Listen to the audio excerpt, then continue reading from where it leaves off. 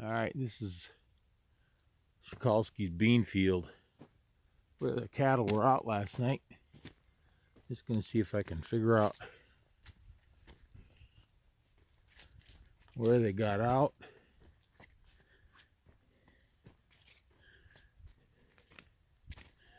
And maybe how much damage there is. A pretty big wash down the north side of the field, but no cow tracks yet. It's about 6:30 in the morning.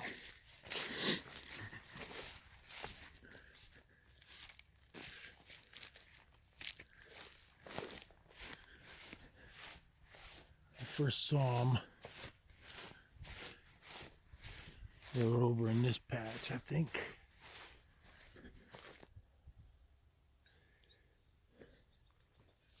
Don't see anything yet.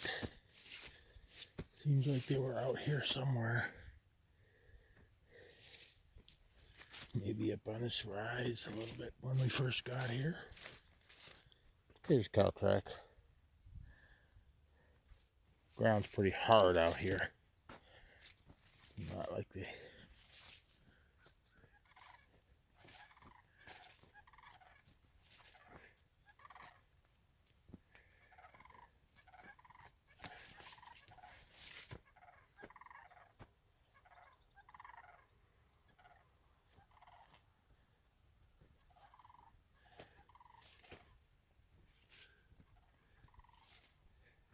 There's some cow shit.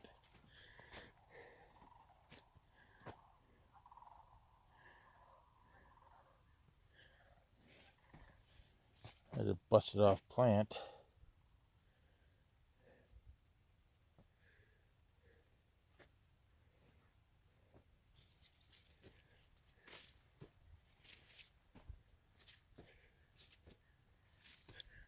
Some more busted off plants.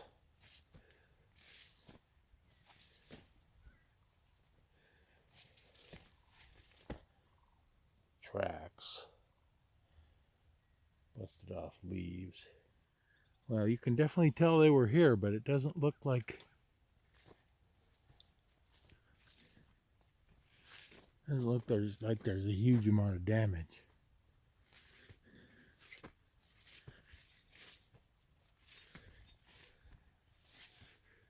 Go back over here. Looks like they kind of came out of the woods over here. Looks like there might have been some tracks in this clover. There's some.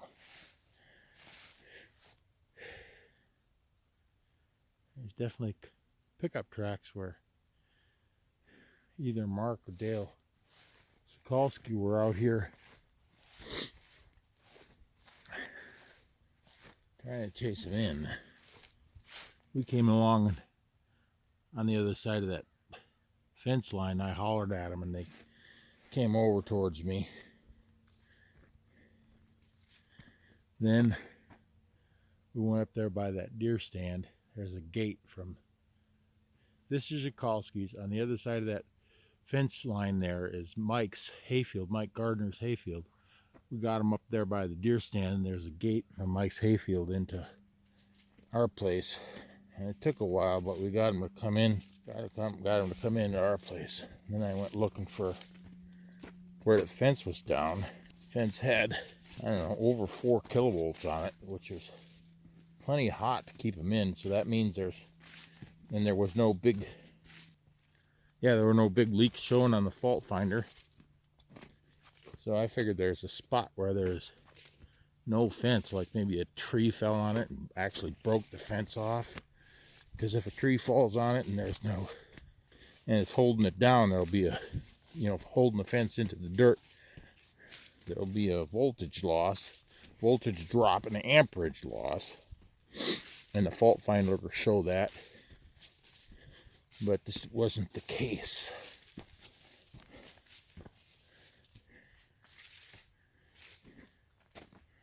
Some deer tracks. More deer tracks. Here's some cow tracks. Yeah. From yonder woods. Still, it doesn't look like there's a huge amount of damage. I bet you they came out of the woods right there.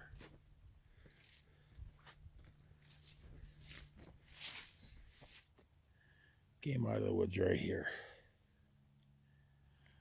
I bet you it's down by the creek, the opening. Anyway, I should go look at Mike's hayfield too.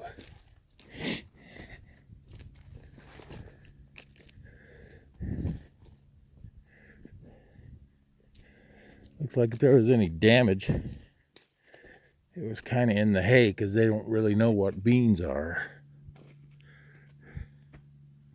Kind of traveling through the beans.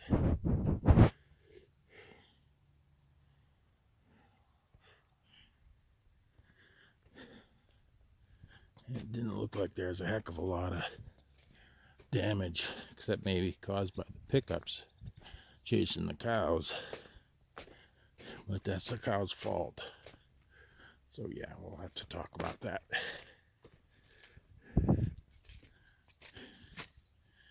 Okay, I'm gonna go look at Mike's hayfield and take a little video of that too. I'll talk to you later. Okay, here's the gate into Mike's field that we got him back in at.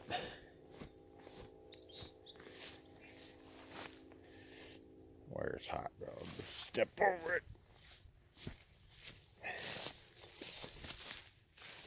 Definitely cow tracks. Bunch of clover going to seed. I would guess they were in this corner for, I don't know, 20 minutes, half an hour. There's side-by-side tracks going out. I think we hit a skunk down there.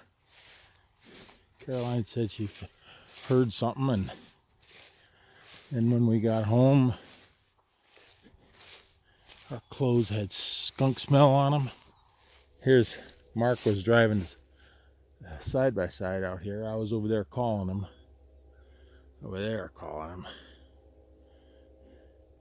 Mark was driving the side by side. Rye was kind of behind him also. Took us a little while to get him to go in. And there might be a little damage here. I don't know how much.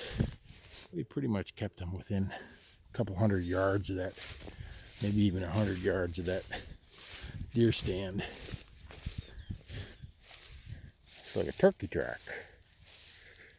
Yeah, maybe even 50 yards of that deer stand. They came out of Czekalski's into Mike's right there. Right here in the corner is where it's smashed the most. Just a, I don't know, 20-yard chunk here, 10 or 20-yard chunk.